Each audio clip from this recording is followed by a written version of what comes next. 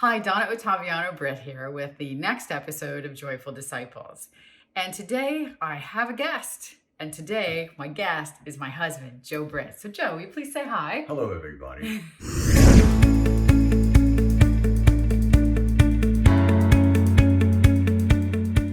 So, I actually had a different episode planned for this week, and it just seemed more right is to take an opportunity and talk to everyone around what this time of really isolation is like for us while we try and keep each other safe and healthy and keep everyone is as little risk as possible during this time of coronavirus. So my husband almost doesn't have a choice, right? Do you have a choice? Oh, No, he has no choice but I to want to be eat dinner tonight. No, yes. right. So that's There's his no choice. choice. Okay, Yeah. Donna, sure, I'll have you on the episode. But we thought it would be helpful for us to talk to all of you around what's it like, to be at home at this time. Again, like I said, keeping everybody safe. And really what most people will talk about is they desire a slower pace in today's world. And now it's almost as though it's been granted to us or gifted to us. So what are we doing at this time? And there's a famous saying, couldn't tell you who said it, but we are what we watch and what we listen to and what we read. So we thought we would share a little bit with you about this long Lent that we're in, how it's impacted us, and some of the additional things we're taking on. And I want to ask Joe to share with you what it was like to not go to Mass this weekend, because I think he's expressing a lot of what people feel. So, Joe, can you share a little bit around your experience this weekend when we couldn't go to Mass over St. Maximilian Kolbe in Marmora? Yeah, I felt a sense of sadness, I guess desolaation. I guess it's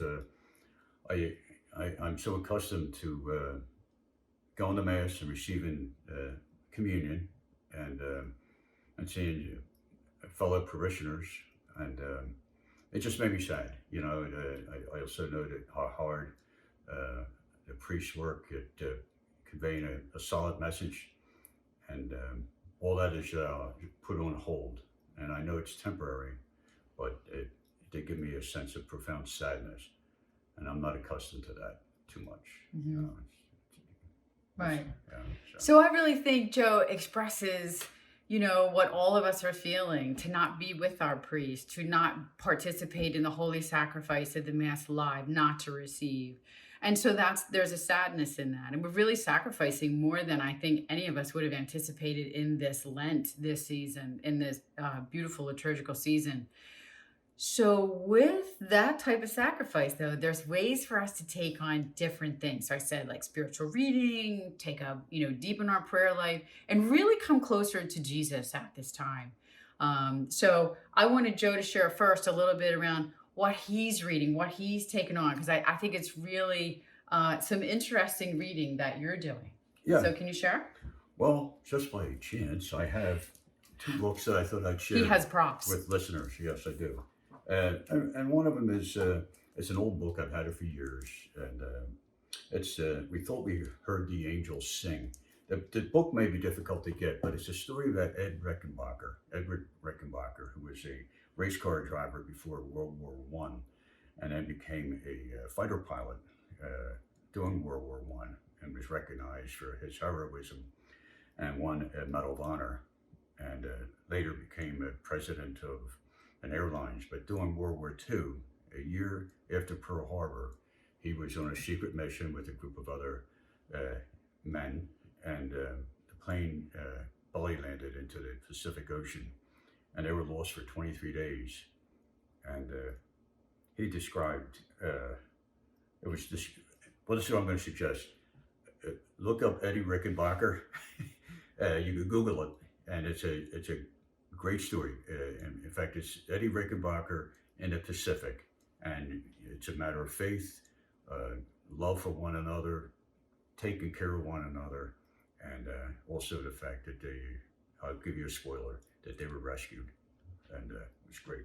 The other one is a book called Hound of Heaven, which again, it's a long poem done in Old English, but the Hound of Heaven has been made into a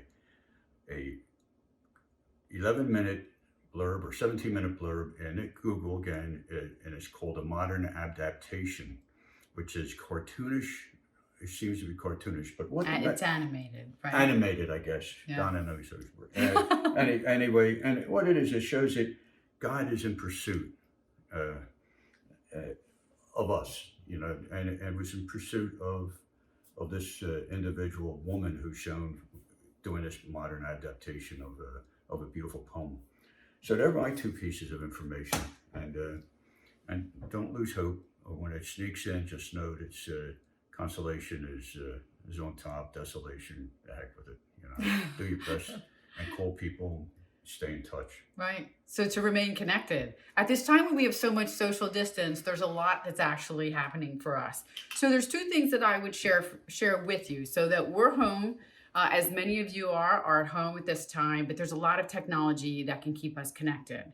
So the first thing I want to share with you is a book that I like to read. So I like to read the daily scripture. And when there's a little extra time, and right now there is, I love this book. It's called The Better Part. And it really is a beautiful reflection on the gospel every single day. And it's Christ as teacher, Christ as Lord, Christ in my life, and Christ as my friend. Beautiful by Father John Bartunek. So I highly recommend. I have more time to spend with that right now in this slow period. The other thing I want to share with you, so we've already referenced our parish, St. Maximilian Kolbe. Well, we're having a Lenten mission, and we are gathering in small groups. We just started this in Advent.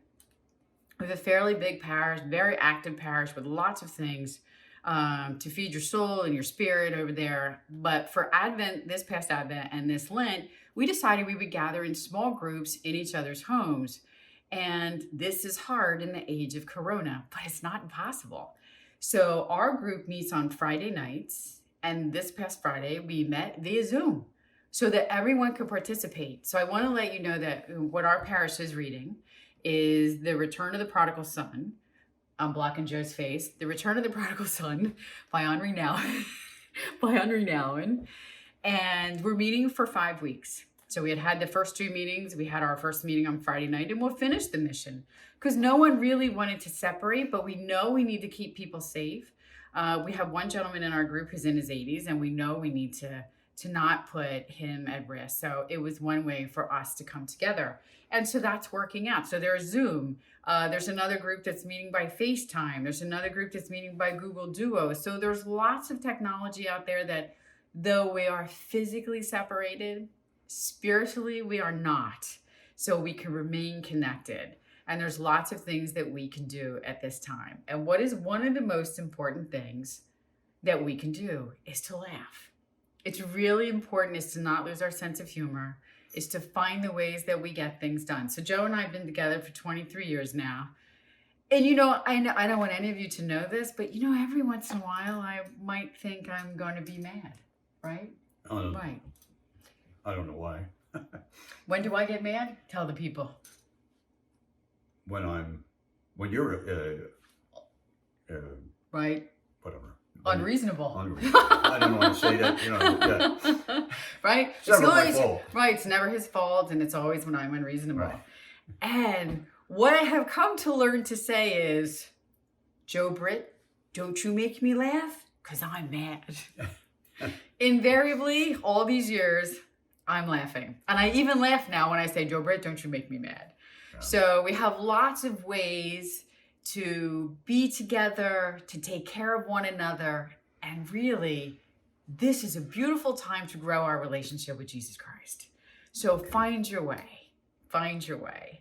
And the other thing that we do is we laugh and pray. We're careful what we watch and read.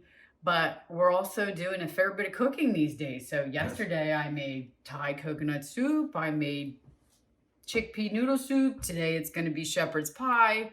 So what's your contribution to that? I'm going to eat it. That's about it.